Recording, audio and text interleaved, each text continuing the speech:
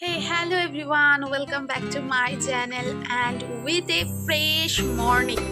তো বাইরে কালকে রাতে সবাই জানো যে কীরকম বৃষ্টি হয়েছে, সবার ওখানেই টুকটাক হয়েছে। তো বারাসাতের দিকে রাতের দিকে খুব ভালো বৃষ্টি হয়েছে এবং ঝড়ও হয়েছে, মানে রাতের দিকটায় বোঝা গেছে মানে হাওয়ার দাপটটা।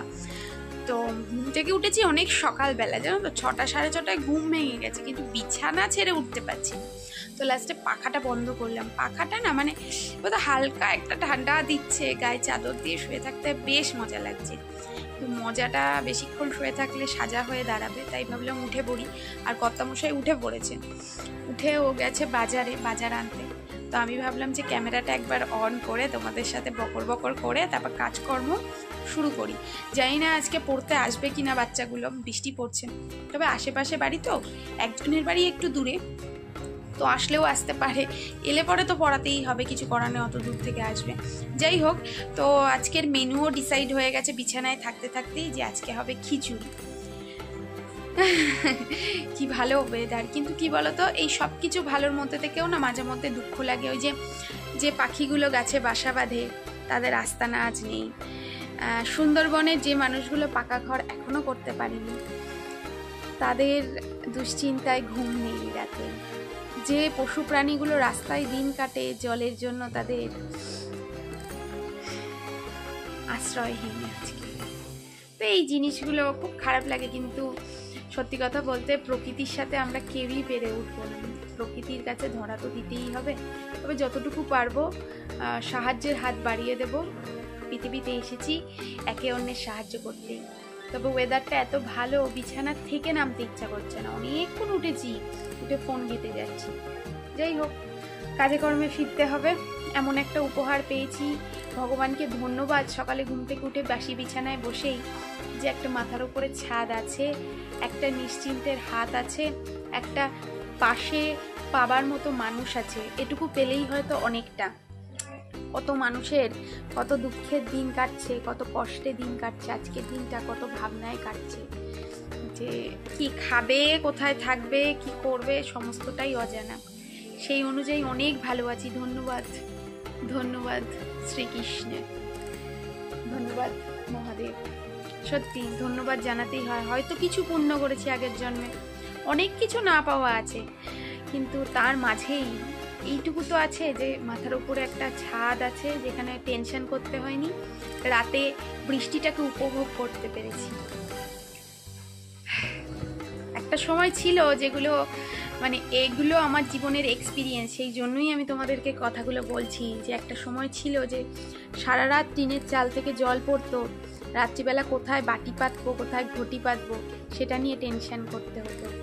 তো সেই জন্যই আমি ওই মানুষগুলোর দুঃখটা বুঝি। এটা ওই ছাদের তলায় বসে মোবাইল সামনে নিয়ে ডায়লগবাজি নয়, এটা আমার জীবনের এক্সপিরিয়েন্স।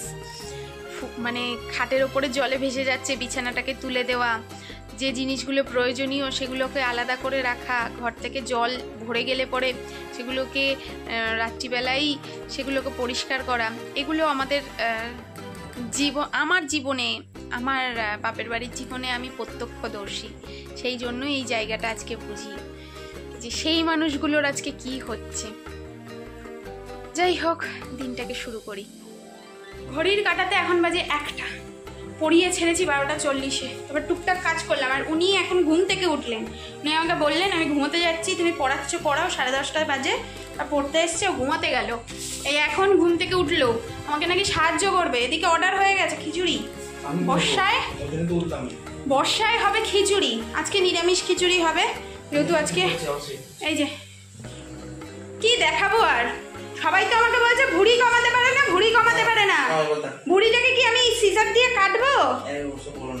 হ্যাঁ, তোমার মান সম্মান, আমার মান সম্মান চলে যাচ্ছে তোমার ভুঁড়ির জন্য। কি ভুঁড়িতে হাত দিয়ে রাখলে ভুঁড়িটা কি ছোট দেখাবে? না, আমি দেখাতে পারবো না, ওই কুম্ভকর্ণকে আমি দেখাতে পারবো না। ওই যে ভুঁড়িতে হাত দিয়ে রেখেছে, ভুঁড়ি ছোট লাগবে, আর আমাকে সবাই বলছে ভুঁড়ি কমাতে পারো না। কিভাবে কমাবো?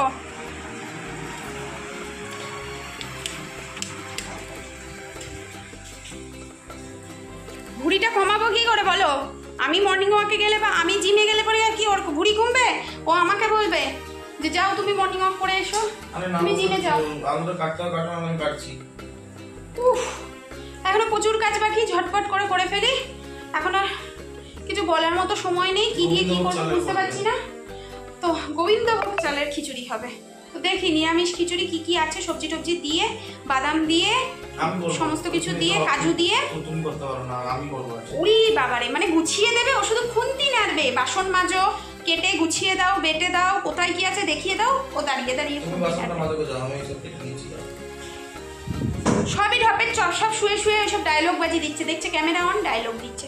বাদ দাও ওসব কথা, 1টা বাজে, নাহলে আমার ওর সাথে থাকতে গেলে পরে দেরি হয়ে যাবে। আমার কাজটা আমি করে নিই। কালকে খাবার দাবারের বাসন এখনও জমে রয়েছে।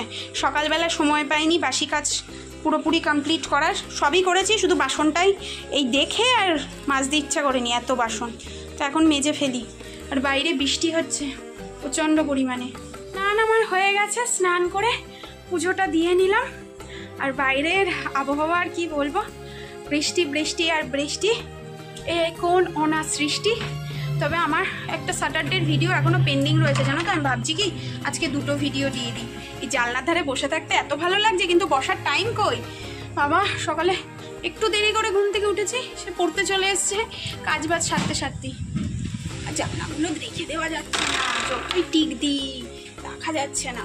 দেখো বাইরেটা একটু কি দারুণ লাগছে। এগুলো ভিডিও করে রেখে দিই, যখন খুব গরম পড়বে এগুলো দেখবো।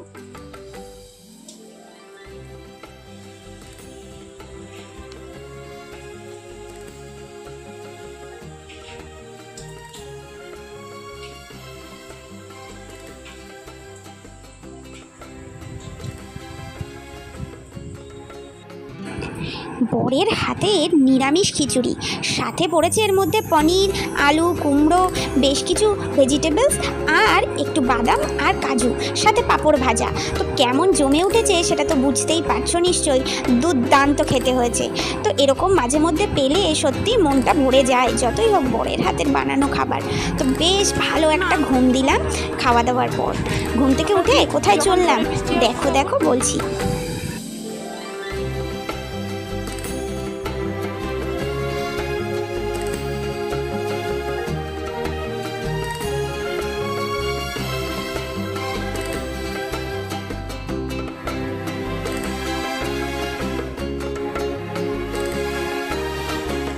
কারেন্ট এসছে তাই এই বলে আসেনি, এই বলতে এত আসেনি। ঠিক আছে চলো না,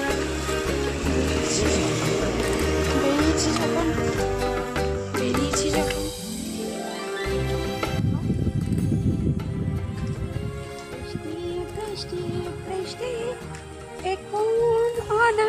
সৃষ্টি সৃষ্টি সৃষ্টি আমার হারিয়ে গেল দৃষ্টি দৃষ্টি দৃষ্টি। ঝিরিঝিরি বৃষ্টি পড়ছে, তার মধ্যে চা খেতে বেরিয়েছি, কারণ কারেন্ট নেই আমাদের। কারেন্ট না থাকলে ফোন চার্জ তো দূরে থাক, সেকেন্ডলি হচ্ছে গিয়ে ইন্ডাকশানেও কিছু করা সম্ভব নয়। ভাগ্যিস দুপুরবেলায় রাতের জন্য একবারে খিচুড়ি রান্না হয়েছে। কারেন্ট এলেও ভালো, না এলেও ভালো। তবে আমরা একটু হাওয়া খেতেও বেরোলাম, ঘরের মধ্যে কেমন গুমোট গুমোট লাগছিল। অনেকক্ষণ রয়েছি তো, আমরা দুজনেই তো পরিযায়ী পাখি, বেশিক্ষণ থাকতে পারি না এক জায়গায় বা গুমোট ঘরে। তো সেই জন্য সিনেমা দেখলাম, তারপরে অনেকক্ষণ ল্যাপ খেলাম, এবার যাচ্ছি চা খেতে।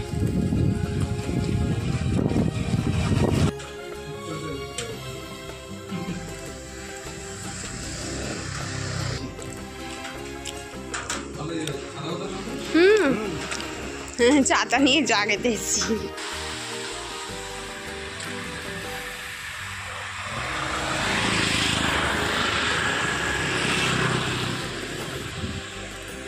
বাজে 7টার বেশি, 7:05 বাজতে গেল। এসেই ড্রেস চেঞ্জ করে পুজো দিলাম, শিবের অষ্টশত নামটা পাঠ করে নিলাম। আর ও ততক্ষণে বানিয়েছে চা, জেঠুর সাথে গল্প করছিল। তারপরে হঠাৎ করে জেঠুকে বলছে চা খাবে। ওর সেই দার্জিলিং টি, গিফটেড দার্জিলিং না সিকিম টি, সিকিম টিটা বানালো, আমার জন্য ঢেকে রেখেছিল। এখন আমি চাটা খেয়ে আবার ড্রেসটা চেঞ্জ করে নেব। তারপর একটু কিছু বানিয়ে খাওয়াতে হবে, কর্তামশাইকে বাড়িতে রয়েছেন, তো দেখি কি বানাই রান্নাঘরে গিয়ে, তারপর তোমাদের সাথেও বলছি যে কি বানাবো, আমি নিজেও জানি না। সন্ধেবেলায় কিছু একটা বানাবো ভেবেছিলাম, তবে চায়ের সাথে কয়েকটা চিপসের প্যাকেট খুলে বসার পরে আর কিছু খেতে ইচ্ছে করলো না। কিন্তু এই ডালগুলো ভিজিয়ে রেখেছিলাম, তাই ভাবলাম রাতে একটু ডালের পকোড়া বানিয়ে ফেলি, তাহলে খিচুড়ির সাথে বেশ জমে যাবে, কি বলো? আমাদের তো ডাল পকোড়ার সাথে দারুণ লাগে। তো এই দেখো, এই ডালগুলো না অ্যাকচুয়ালি পোকা হয়ে গেছিলো, তাই আমি বেশ কিছুক্ষণ আগেই ভিজিয়ে রেখেছি, মানে দুপুরবেলায় এগুলো বেটে নিয়ে এবার পকোড়া বানিয়ে ফেলবো। যদি ভিডিওটা ভালো লেগে থাকে লাইক, কমেন্ট আর সাবস্ক্রাইব করতে একদমই ভুল করো না। সাবস্ক্রাইবটা করে দিয়ে যাও।